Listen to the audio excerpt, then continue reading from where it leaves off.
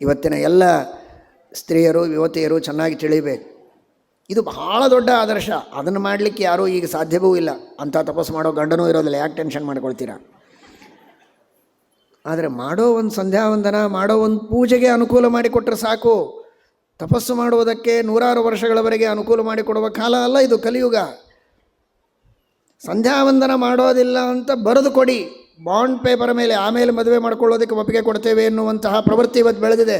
ಚಪ್ಪಾಳೆ ತಟ್ತೀರಲ್ಲ, ಕಣ್ಣೀರು ಹಾಕಬೇಕು. ಮಡಿ ಮಾಡೋದಿಲ್ಲ, ಪೂಜೆ ಮಾಡೋದಿಲ್ಲ, ಸಂಧ್ಯಾವಂದನ ಮಾಡೋದಿಲ್ಲ, ಮನೆಯಲ್ಲಿ ತಂದೆ ತಾಯಿಗಳನ್ನು ಇಟ್ಕೊಳ್ಳೋದಿಲ್ಲ. ಮದುವೆ ದಿವಸ ಬಂದರೆ ಬರಲಿ, ಅದಕ್ಕೆ ಒಪ್ಪಿಗೆ ಕೊಟ್ಟರೆ ಮಹಾನುಭಾವರವರು, ಇವತ್ತಿನ ಕಾಲದ ಮಹಾ ಧಾರ್ಮಿಕ ಶಿರೋಮಣಿಗಳು. ಮದುವೆ ದಿವಸ ಅಷ್ಟು ಅತ್ತೆ ಮಾವ ಬೇಕಾದರೆ ಬರಲಿ, ಮುಂದೆ ಅವರಿಗೂ ನಮಗೂ ಭೇಟಿ ಇರಬಾರದು.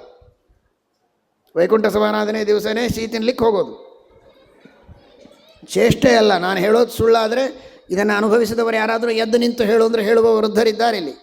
ಇಂತಹ ಘಟನೆಗಳು ಇವತ್ತು ನಡೀತಾ ಇವೆ. ನಾನು ಹೇಳಲಿಕ್ಕೆ ಬಂದದ್ದು ಇದೆಲ್ಲ ಬಹಳ ಉಚ್ಚ ಮಟ್ಟದಲ್ಲಿದೆ. ಅದರೊಳಗಿನ ಒಂದು ಪರಮಾಣುವಿನಷ್ಟು ಆದರ್ಶ ನಮ್ಮ ಜೀವನದಲ್ಲಿ ಇವತ್ತಿದ್ದರೆ ಸಾಕು. ಆ ಯೋಗ್ಯತೆ ಗಂಡನಿಗೂ ಇಲ್ಲ, ಹೆಂಡತಿಗೂ ಇಲ್ಲ. ಆದರೆ ತಕ್ಕ ಮಟ್ಟಿಗೆ ಮಾಡುವ ಧರ್ಮಕ್ಕೆ ಅನುಕೂಲರಾಗಿದ್ದರೆ ನಿಮ್ಮ ಜೀವನದಲ್ಲಿ ನೀವು ಮನಸ್ಸಿನಲ್ಲಿ ಅಂದುಕೊಂಡ ಇಷ್ಟಾರ್ಥಗಳೆಲ್ಲ ಪೂರ್ಣವಾಗ್ತವೆ. ನಗನಗತಾ ಸಾಯ್ತೀರ. ಸಾಯಬೇಕು ಅಂತ ಅರ್ಥ ಅಲ್ಲ, ಸಾಯೋವರೆಗೂ ನಗನಗತಾ ಇರ್ತೀರ ಅಂತ. ಆನಂದದಿಂದ ಇರ್ಬೋದು. ಏನೋ ಅಹಂಕಾರ, ಏನೋ ಸೊಕ್ಕು, ಅದು ಬೇಡ ಇದು ಬೇಡ, ದೇವರು ಬೇಡ, ಧರ್ಮ ಬೇಡ, ತಿರಸ್ಕಾರ ಮಾಡಿದರೆ ಇರೋ 4 ದಿವಸವೂ ನಗಲಿಕ್ಕಾಗೋದಿಲ್ಲ. ಅಳ್ತಾ ಇರಬೇಕಾಗತ್ತೆ, ದುಃಖ ಪಡಬೇಕು. 4 ಜನ ಇರೋದು ಸುಖ, ಒಬ್ಬರ ಮುಖ ಒಬ್ಬರು ನೋಡದೇ ಇರೋ ಹಾಗೆ. ಗಂಡ ಹೆಂಡತಿ, ತಂದೆ ತಾಯಿ, ಮಕ್ಕಳು ಯಾರೂ ಸುಖವಾಗಿಲ್ಲದೆ ಇರೋ ಸ್ಥಿತಿ ಬರುತ್ತದೆ. ಅದನ್ನು ಮಾಡಬೇಡಿ, ಧರ್ಮದಿಂದ ಇರಿ ಎಂಬ ಸಂದೇಶವನ್ನು ಭಾಗವತ ಕೊಡುತ್ತದೆ.